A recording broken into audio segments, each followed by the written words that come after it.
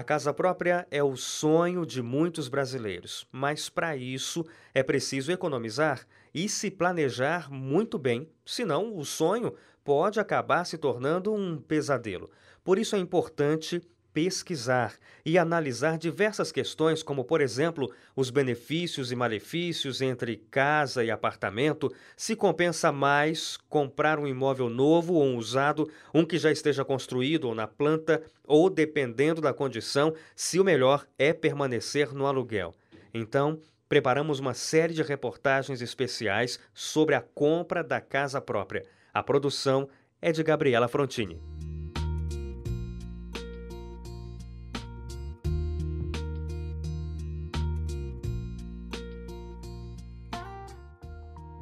A economia brasileira dá sinais de recuperação. E quem sabe assim é possível realizar o sonho da compra da casa própria em 2018. O ideal é comprar à vista, mas como essa é uma possibilidade para poucos, o jeito é recorrer a um financiamento. Mas comprar um imóvel exige um bom planejamento antes de assumir uma dívida alta por muitos anos. Walker e Jaqueline são recém-casados. Estão morando nos fundos da casa dos pais dele e assim conseguiram juntar um dinheirinho para dar de entrada na compra de um apartamento. Eles optaram por comprar um imóvel na planta, ou seja, antes mesmo de ser construído. Assim começaram a pagar para uma construtora até entrarem no financiamento. O processo de pesquisa foi bem demorado. A gente ficou procurando faz uns 2 anos já. Olhamos muitos apartamentos e na planta, pronto, mas nenhum se adequava ao que a gente podia pagar. Até que surgiu essa oportunidade aqui desse apartamento na planta e nós não pensamos 2 vezes e fechamos. De acordo com especialistas financeiros, o ideal é poupar até obter 20% do valor do imóvel. O primeiro passo é juntar dinheiro para dar a entrada no financiamento, já que a maioria das linhas de crédito permite financiar até 80% do valor do imóvel. E ao contrário do que muitos pensam, não é apenas a Caixa que faz financiamento imobiliário. Ela é apenas uma das opções, mas outros bancos também fazem. Basta pesquisar qual banco oferece a menor taxa de juros. Realmente, financiamento ele tem sido a principal ferramenta para quem não tem o dinheiro à vista para comprar um imóvel. Mas ele não é a única. Realmente, como você citou, tem um consórcio e, curiosamente, o consórcio ele é um produto que ele cai no gosto do brasileiro em função da possibilidade de ser sorteado antes do término do prazo e o fato de não pagar juros. Então, isso acaba trazendo para o consórcio um ponto positivo. Na hora de escolher entre um e outro, o que você tem que pesar é a urgência da compra do imóvel. Eu digo isso porque no financiamento você vai financiar e já vai entrar no imóvel, ou seja, se você paga aluguel, você consegue sair do aluguel agora. Agora, no consórcio, você não tem essa previsibilidade de quando vai ser contemplado. Ainda que te prometam isso, você não pode acreditar, porque ou você precisa ser sorteado ou então fazer um lance muito grande, o que muitas vezes não compensa e aí compensa ir para o financiamento. É um mito de que a Caixa é o único banco que faz financiamento imobiliário no Brasil. Isso muito em função de ela ter sido o principal agente financiador, principalmente nas décadas de 80 e 90. Mas hoje, já desde 2004, todos os grandes bancos têm linhas de crédito imobiliário. O Banco do Brasil, que é um banco público, né, misto entre a iniciativa privada e também público, ele também tem linhas de financiamento que usam, inclusive, recursos do Fundo de Garantia, assim como a Caixa Econômica Federal. Então, hoje é importante, quando você for fazer seu financiamento, cotar em todos os bancos, porque você tem muita opção hoje no mercado. E, geralmente, se você tem uma conta corrente naquele banco, eles conseguem melhorar a taxa, né? Esse é um mito também, né, de que você ter conta no banco ajuda você a conseguir uma taxa de juros menor.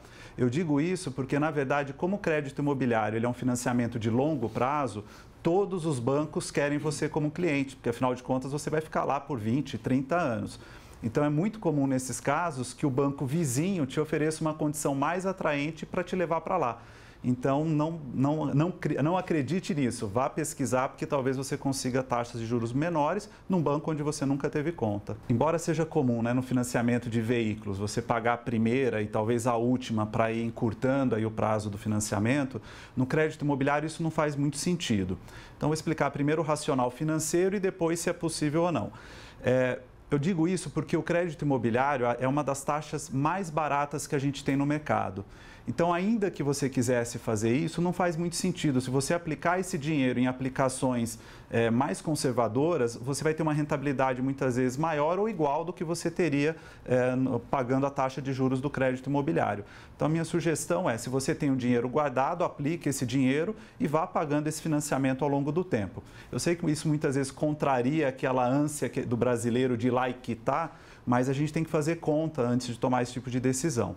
A outra coisa é que isso operacionalmente não pode ser feito do lado dos bancos. O que você pode fazer sim é pagar talvez a próxima prestação.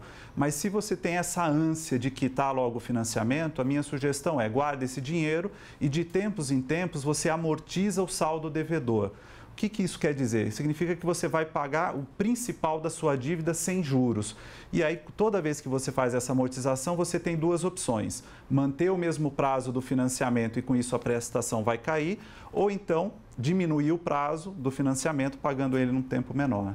Que é o que acontece quando a pessoa dá o fundo de garantia, né? Exatamente. O fundo de garantia ele pode ser usado no financiamento imobiliário em 3 situações.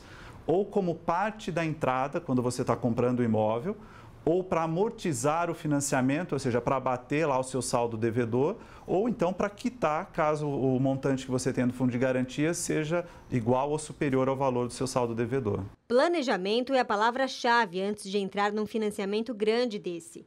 E para isso é preciso estar atento às possibilidades, inclusive se algo inesperado acontecer, como ficar desempregado, como conta o especialista. No crédito imobiliário faz toda a diferença. Você tem que se planejar antes de assumir um financiamento de longo prazo.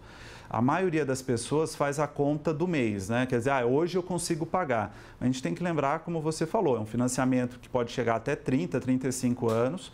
E hoje, pela atual lei do financiamento imobiliário, caso você atrase uma prestação mais do que 90 dias, o banco retoma o imóvel. Então, isso é muito rápido. Então, realmente, entrar num financiamento desses de longo prazo e sem ter reserva financeira para poder passar por um momento aí, né, de contingência, ou perda de emprego, ou um problema de saúde, é um risco muito grande. Então, eu sempre recomendo, tenha pelo menos aí 6 até 10 prestações, o valor de 6 a 10 prestações em alguma aplicação, porque é uma espécie de seguro. Se você perder o emprego, você sabe que durante esse período você não precisa se desesperar, porque tem como pagar o financiamento. Alguns bancos oferecem um seguro contra desemprego e isso pode ser uma alternativa para quem está fazendo o financiamento.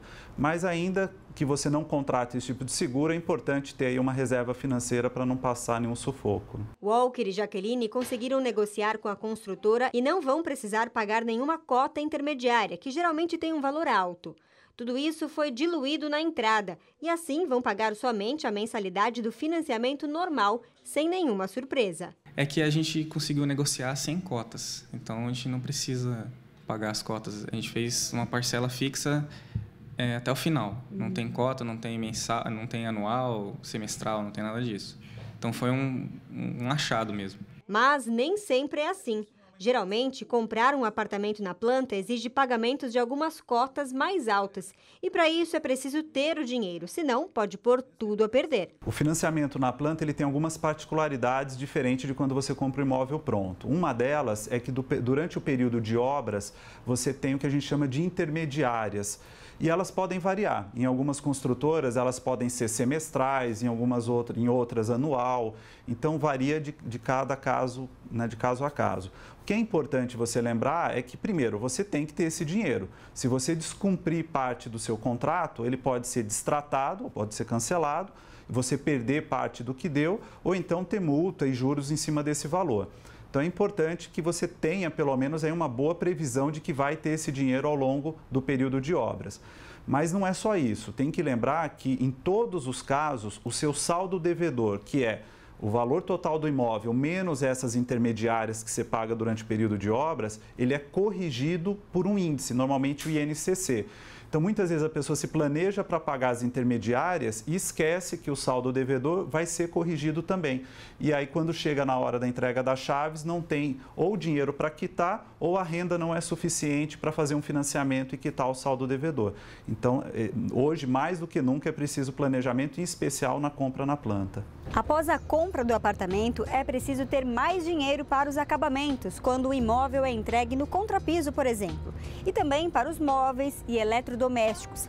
Então, tudo que você puder poupar para ter condições de mobiliário no ato da entrega, melhor. Afinal, pagar à vista é sempre mais vantajoso. Além do desconto que você pode conseguir, não ter a dor de cabeça de mais parcelas a serem pagas é um grande alívio. Walker e Jaqueline já têm a maioria dos móveis e eletrodomésticos, mas estão se planejando para a nova casa. Porque apartamento, como é um pouco pequeno, a gente quer aproveitar o máximo possível de espaço, né? Então, a gente quer fazer uma cozinha planejada, o máximo que puder, antes de entrar, a gente vai tentar fazer. Estamos guardando dinheiro para isso. Sim, estamos planejando, porque sem planejamento nada funciona.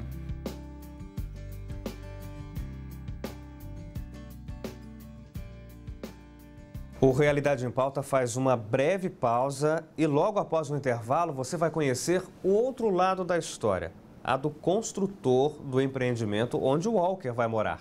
Não saia daí, são só 2 minutos e a gente já volta.